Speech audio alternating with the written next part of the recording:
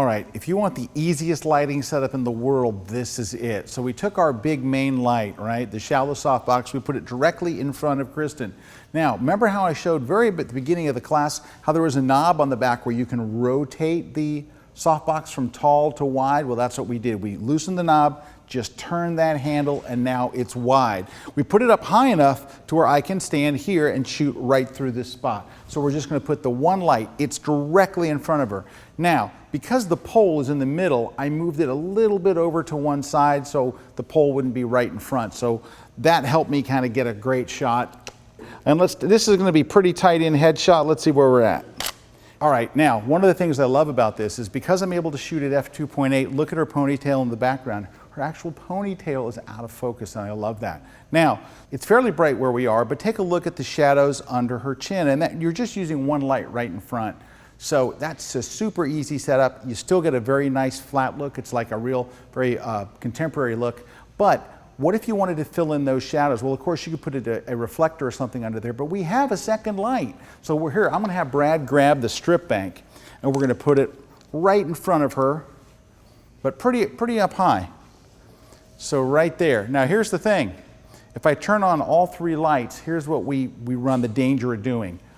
Underlighting her. If you have more light coming from the bottom than you do from the top, it looks kind of ghastly. That's what they do to light, like if you want someone to look scary, if you're shooting a football player, you put the light down here and it looks great. You don't want to do that to a subject where you don't want them to look scary. So there are 3 switches of power. We only turned on just one of them. So the top light has all 3 switches on, the bottom light has just one, and it'll help us balance. And let's take a shot now like this and see how we're doing as far as balancing the light. Wow, I can just see just standing here how much better the shadows look. Take a look. All the shadows are pretty much gone. It really filled that in nice. So that's going to fill in anything, any shadows she would have under her eyes, in her neck area. It's a really nice, clean look. You can use this for a beauty headshot kind of look.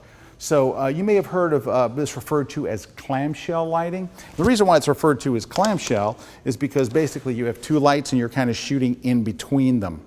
Now, one of the things that we're doing here is this stand is pretty tall. This is basically as low as we can get it. So we can't, if I tip it up, if we take the tilt here and I tip it up, it's going to take up a little bit too much room. I don't think I'll have a whole lot of room to shoot. Oh, I have more than I thought. I can tip it up more than I thought. Let me go ahead and take another shot now that we've tipped it up a little bit.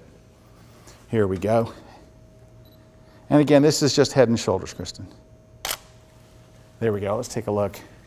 And there you have it. And look at the nice soft depth of field. It looks like I'm shooting with an 85-1.4 in a studio because there's so much nice depth in there.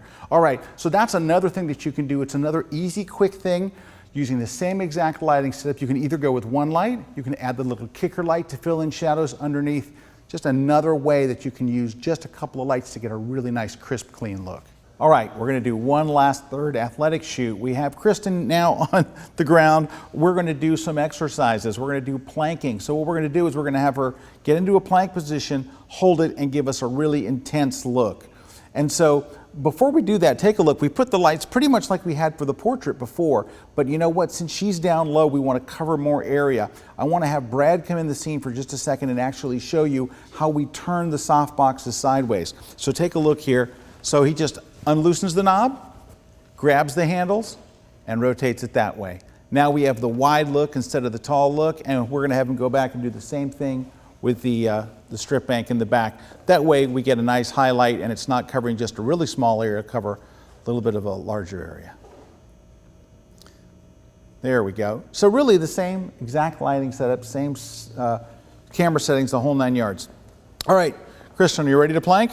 All right, so I'm going to take like 3 shots probably. We'll get 1, 2, 3, and give me a really intense look, like it's really uncomfortable and hard to do. All right, here we go. You ready? I'm going to be nice and tight. Here we go. Whenever you're ready, Kristen. Yeah, that looks good. Perfect, great. All right, and so what I did was I did 3 different zooms. I did one. Here's the first shot coming in. Zoomed in a little tighter for the second one. Great look on that. Second one and third one. That's the look that says, I'm done planking for the day. All right, just wanted to show you how easy it was to change things up and do a completely different look.